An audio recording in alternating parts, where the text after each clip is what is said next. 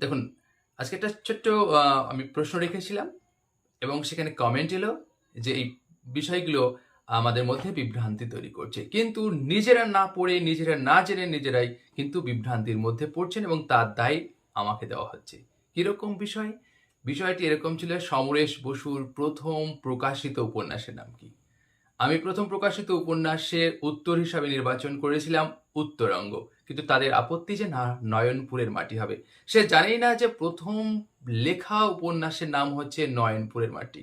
আর ১ম প্রকাশিত উপন্যাসের নাম হচ্ছে 'উত্তরঙ্গ'। জাস্ট ৩ টে গবেষণাধর্মিক বই থেকেই আমি তার নমুনা তুলে দিচ্ছি। আপনারা নিজেরা নির্বাচন করুন। দেখুন, ১ম যে বইটি দেখুন, প্রচ্ছদটি দেখুন আপনারা। ভারতীয় সাহিত্যকার পুস্তকমালা, সমরেশ বসু, লেখক হচ্ছে সত্যজিৎ চৌধুরী এবং এটি কিন্তু সাহিত্য একাডেমির বই।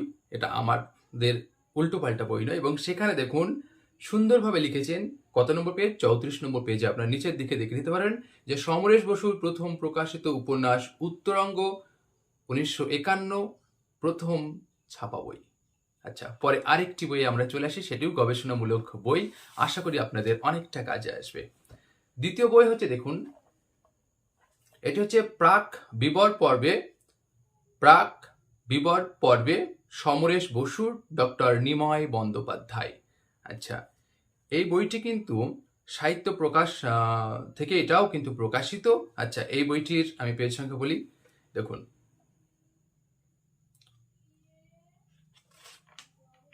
১০ নম্বর পেজ এবং ১০ নম্বর পেজে স্পষ্টভাবে লেখা আছে প্রথম যেটি, 'নয়নপুরের মাটি' ব্যাকেটে ১৯৪৬। কি বলছে? সমরেশ বসুর ১ম লেখা উপন্যাস।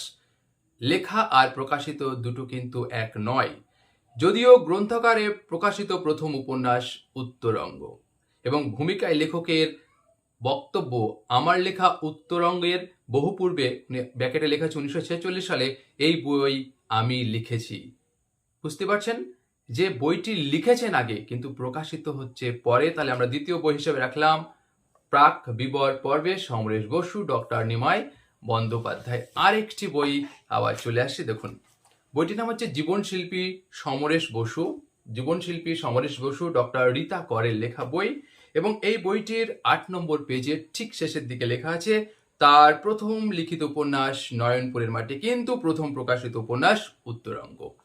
বলুন, এরপর যদি আপনাদের মধ্যে ডাউট থাকে তো আমার আর কিছু করার নেই, কারণ আর আমাদের বই, আমাদের যে বাংলা সাহিত্যিক চরিতমালা, এটি ৭ম সংস্করণ, সেখানে আমরা সুন্দরভাবে দেখিয়ে দিয়েছি যে ৫১৫ নম্বর পেজে